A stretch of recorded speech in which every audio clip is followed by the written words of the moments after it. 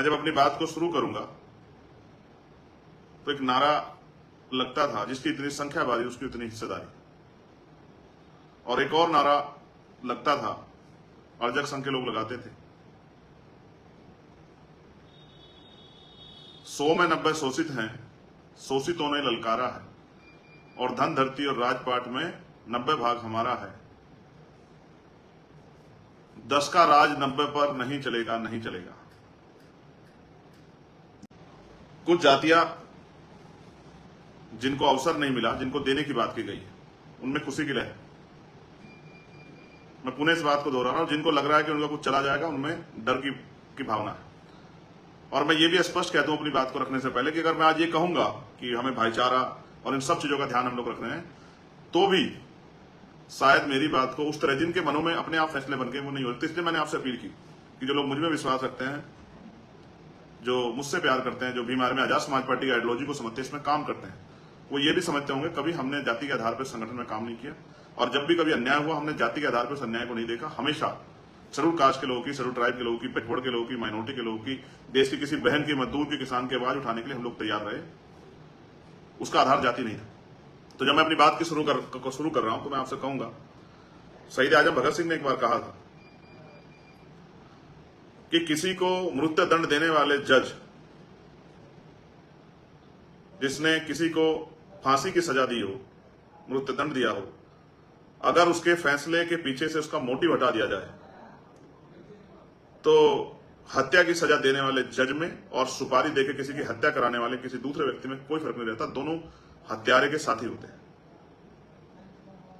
अगर जज साहब किसी को फांसी की सजा का ऑर्डर करते हैं और जल्लाद उसको फांसी देता है, उसकी जान जाती है, और यहां कोई किसी को पैसे देके किसी की हत्या करा देता है, तो दोनों में बिल्कुल फर्क नहीं है अगर उसके पीछे उनका मोटिव ना हो।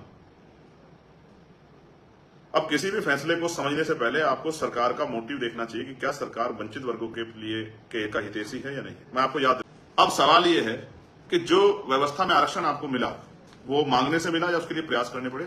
तो आपको ये समझना पड़ेगा कि बाबा साहब अम्बेडकर ने उसके लिए एक लड़ाई लड़ी।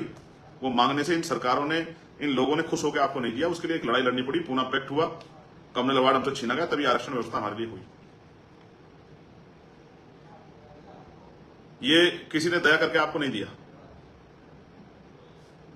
जुडिशरी जिनको कहा जाता है कि वो न्यायप्रिय है, कभी उन्होंने जो एट्रोसिटी शेड्यूल कास्ट के लोगों पे होती है, कभी उन्होंने उसको स्वतः जो उसका संज्ञान नहीं लिया, जब तक वो बहुत बड़ा विषय नहीं होगा। उसका उदाहरण मैं आपको बताता हूं कि जब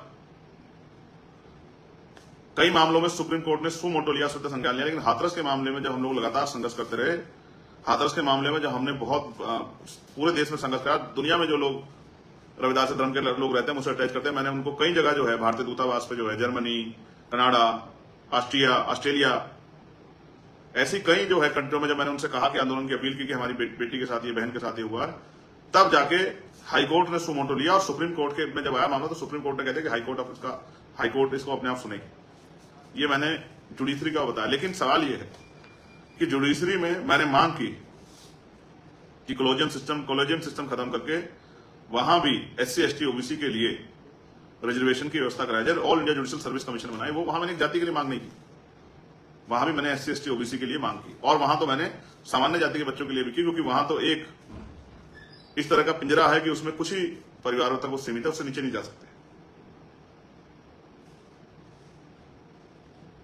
ये मेरा सामाजिक न्याय के प्रति दृष्टिकोण है। अब अगर आप आरक्षण की बात करेंगे, जिस तरह की चर्चा आज चल रही है, तो मैं आपसे कहूंगा कि अगर सुप्रीम कोर्ट या सरकारें हमारे हितों के प्रति, हमारे अधिकारों के प्रति इतनी सचेत होती, तो अगर आंकड़ा आप उठा के देखोगे क्लास 1 से लेकर क्लास 4 तक का, तो 15% जो रिजर्वेशन शेड्यूल कास्ट के लोगों को मिला है, उनमें से अभी 4% के लगभग पूरा हुआ है। उनकी लगभग 11% सीटें, 4.25 के लगभग पूरा हुआ है। 10.75% सीटें उनकी अभी खाली है। जो सुप्रीम कोर्ट हमारी बहुत चिंता कर रहा है, उसने कभी इसकी जानकारी नहीं ली। और मैंने ये बात कही कि लक्ष्मणपुर बात है, एक घटना हुई थी बिहार में जिसमें 50 शेड्यूल कास्ट लोगों की हत्या की गई थी। तलवार की नोक पर जो है महिलाओं के पेट चीरे गए थे। डिस्ट्रिक्ट कोर्ट ने बहुत सारे अपराधियों को आरोपियों को सजा की आजीवन और हाईकोर्ट ने उनको बरी कर दिया। कभी सुप्रीम कोर्ट ने सू मोटो लेकर पूछने का काम नहीं किया कि 50-50 दलितों के हत्यारे कौन है, उनकी जांच होनी चाहिए, उनको सजा मिलनी चाहिए। और आज भी सीवर से लेकर लाखों जो है महिलाओं के साथ रेप हत्याएं होती है, सीवर में जान जाती है।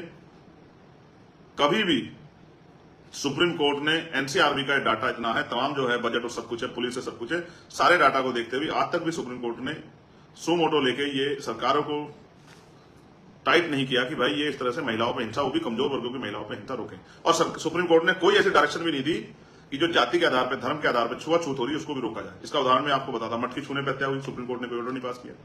मुझे रखने पर हत्या हुई, आज भी बारात रोक दी जाती है, मंदिर जाने पर आज भी रोका जाता है, यहां तक कि राष्ट्रपति जी को भी रोका गया। इसलिए मैं कहता हूं जाति कभी नहीं जाती।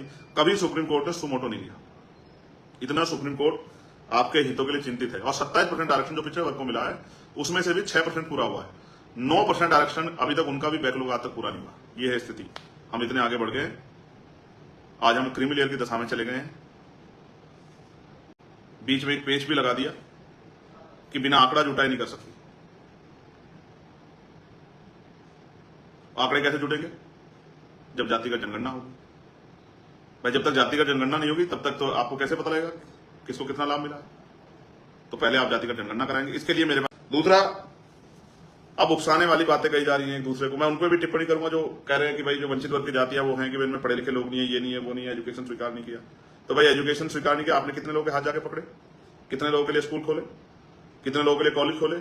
कितने लोगों के लिए कोचिंग सेंटर खोले? कितने लोगों को बराबर बिठा के पढ़ाना सिखाया कि आप वर्ग बन पाए? बाबा साहब को शेड्यूल कास्ट बना के आप वर्ग बन पाए? क्या आपने रोटी बेटी का रिश्ता किया? क्या आपने सोशल रिस्पॉन्सिबिलिटी को निभाया? क्या आपने पे बैक टू सोसाइटी किया? इसका जवाब आप पे है। क्या आपने अपने आखिरी भाई का हाथ पकड़ा? क्या आप उनकी बस्ती में गए, उनके बीच में बैठे, उनकी परेशानी को सुना, समझा, उनके साथ खड़े होने का प्रयास किया, उनकी तकलीफ को अपनी तकलीफ माना? तो जब आप इसको देखोगे तो आपको समझ आएगा हमने तो ये काम किया है। हमारी लीडरशिप ये बात जानती, लोग हमारा कैरेक्टर इस मामले में जानते हैं, हमारा कार्य जानते हैं, लेकिन और किसी संगठन में इतनी हिम्मत नहीं हो पाई कि वो अपनी जाति से बाहर निकल के इस काम को करता था। इसलिए मैं कह रहा हूं कि बहुत सारी साजिशें हो सकती हैं। आजाद समाज पार्टी निजी क्षेत्रों में आरक्षण की व्यवस्था की जाए और इसके लिए सरकार को झुकाने का काम, सरकार को मजबूर करने का काम किया जाए और आरक्षण की सीमा बढ़ाई जाए। जिन भाइयों तक नहीं पहुंचा उनको 10% आरक्षण की सीमा बढ़ा के 15% से अतिरिक्त 10% आरक्षण की व्यवस्था उन जातियों के लिए की जाए। ऐसी जो है हमारी सोच है और उसके लिए 11 सितंबर को हम लोग दिल्ली में एक ऐतिहासिक आंदोलन करेंगे।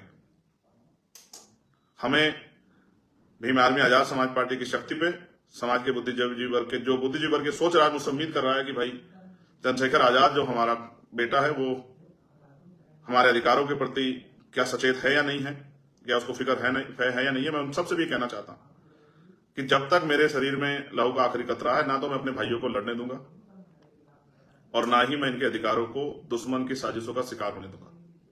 और जो भी आरक्षण के खिलाफ षड्यंत्र करने का काम करेगा उसको दिन में तारे दिखाने का काम हम लोग जो है वो करेंगे। और एक बहुत ऐतिहासिक आंदोलन हम लोग 11 सितंबर को दिल्ली में करेंगे।